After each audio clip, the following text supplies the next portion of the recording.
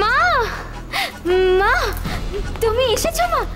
তুমি যখন এসে গেছো আমার আর কোনো চিন্তা নেই, দেখবে পরে ঠিক সেরে উঠবে মা। মা, তুমি কাছে আসাতে না আমার অনেকটা হালকা লাগছে মা। পরির জন্য যা দুশ্চিন্তা হচ্ছিল না মা। মা, তুমি একদম কেঁদো না মা, একদম কেঁদো না। বললাম না পরি একদম সেরে উঠবে, তুমি দেখো।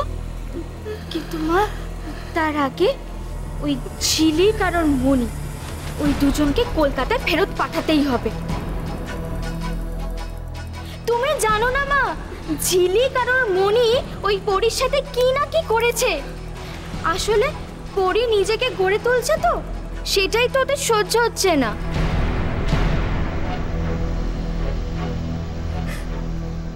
আমার মেয়েটা সবসময় বলতো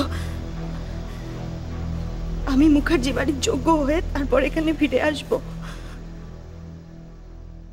কত প্রশংসা করতো এখানে সবাই ওকে বড্ড ভালোবাসে। ও আবার পড়াশোনা করছে, আবার দৌড়ের ট্রেনিং নিচ্ছে। কাল যখন ট্রফি জিতলো কি আনন্দ হচ্ছিল আমার, কি বলবো। ও আবার বলছিল ও আবার দৌড়বে, আরো লড়বে।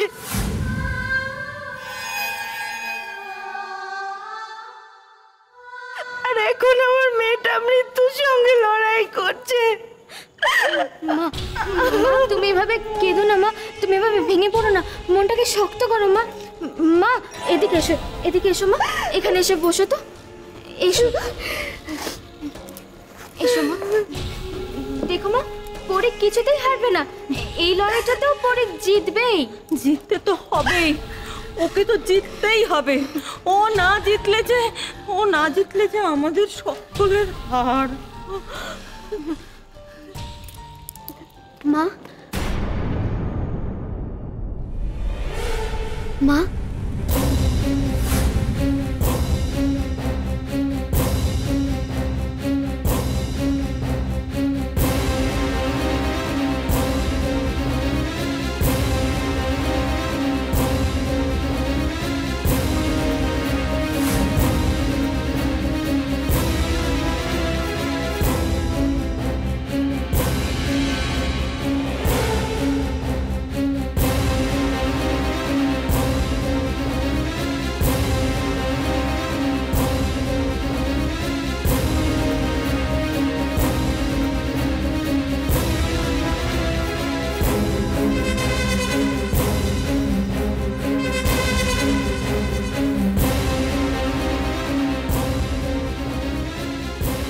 ফুলকি, হ্যাঁ আমি ঘরে যাব, আমার শরীরটা ভালো লাগছে না।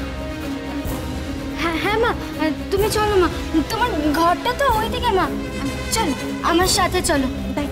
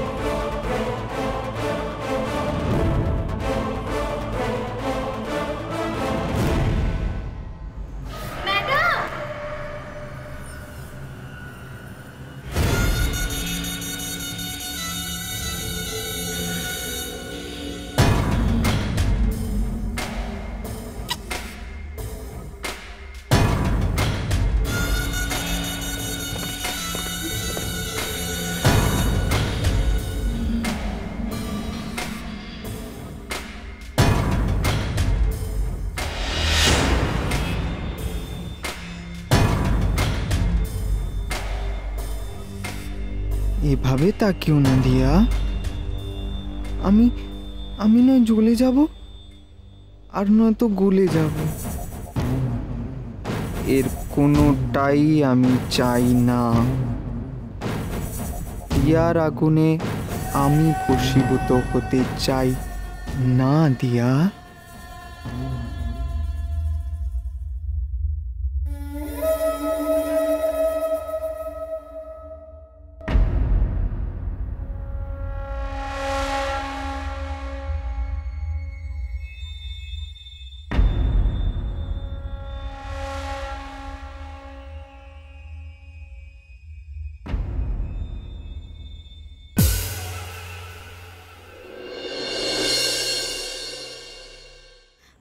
মা তুমি এভাবে ভেঙে পড়ো না মা, পরি ঠিক সুস্থ হয়ে যাবে মা।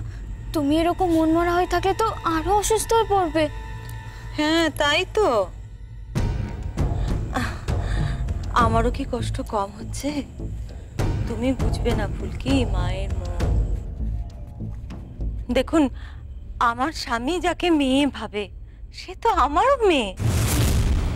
পরিটা ভারী ভালো মেয়ে, ভারী ভালো, ভালোবাসা দিয়ে এই কদিনের মধ্যে আমাদের সকলের মন জয় করে নিয়েছে। মা তোমার যদি কোনো রকম কোনো অসুবিধা হয় তুমি কিন্তু আমাকে বলো, হ্যাঁ? দেখেছেন, সত্যি আপনার মেয়ে ভাগ্য কিন্তু খুব ভালো। যেমন মিষ্টি মেয়ে পরি, তেমনই মিষ্টি মেয়ে ফুলকি। ভারী ভালো মেয়ে ফুলকিটা। না না ম্যাডাম, আমি এর আগে এতটাও ভালো ছিলাম না। আমি তো আগে খুব দুষ্ট ছিলাম, তার জন্য কম বকাও খাইনি, এমনকি মার অবধি খেয়েছি। কিন্তু তারপর কি হয়, সময়ের সাথে সাথে একটা চেঞ্জ আসে, আমি শুধরে গিয়ে বদলে নিয়েছি। সবটাই অবশ্য আমার এই মায়ের জন্য, পুরোটাই আমার এই মায়ের ক্রেডিট।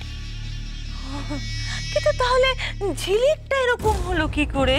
সময়ের সাথে সাথে বদলে গিয়ে কেউ একটা খুনে মেয়ে হয়ে গেল, হ্যাঁ? না কেউ প্রথম থেকে এরকম ছিল? সেখানেও তো সেই মায়েরই অবদান। না না, আমি ওই মায়ের কথা বলছি, মানে মনির কথা। ও মাদার ইন্ডিয়া ঠিকই বলে, বাচালতা একেবারে পিএইচডি করেছে মেয়েটা। ঝিলিককে খারাপ কাজে ইন্ধন যোগায় তো আমার এই শাশুড়ি মা। আমার শাশুড়ি মা যে কি জিনিস আপনি জানেন না ম্যাডাম।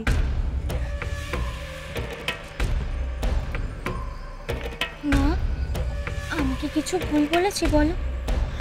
মায়ের একটা সামান্য কথায় প্রতিশোধ নিতে সারাটা জীবন আমার মাকে উনি কি কষ্টটাই না দিয়েছেন। সে তো এখনো দিচ্ছে, শুধু আমাকে নয়, পরিটাকে।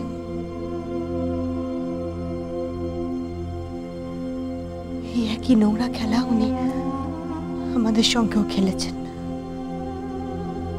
ওখানে চেষ্টা করেছিলেন ঝিলিককে পরি বানাতে, আর এখানে চেষ্টা করছেন ঝিলিককে দিয়া বানাতে।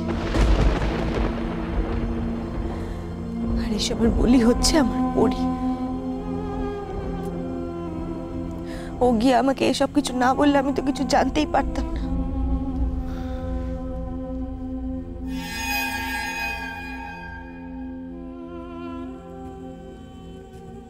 আমি তো আপনাকে আগেই বলেছি, ওরা দুজনে মিলে পরীর ক্ষতি করতে চাইছে। আমরা যা আশঙ্কা করছিলাম শেষমেশ সেটাই সত্যি হলো। যা আছে যেমন আছে সবই তো আপনার চোখের সামনেই আছে। না হলে কি জানেন আপনি আমাদের সম্বন্ধে কি ভাবতেন? হয়তো ভাবতেন আমরা বাড়িয়ে বলছি, আমরা মিথ্যে বলছি। নারিক, নারিক এভাবে বলো না, উনি কখনো ওরকম ভাবতেন না। মানুষ বোঝো না, উনি সেরকম মানুষই নন। আমার এই মাও মা আর আমার শাশুড়ি মাও মা, কিন্তু কোনো মহিলা যে ওরকম নিষ্ঠুর নৃশংস হতে পারে ভাবাই যায় না। ওই প্রতিমা রায় চৌধুরীকে আমি ছাড়বো না।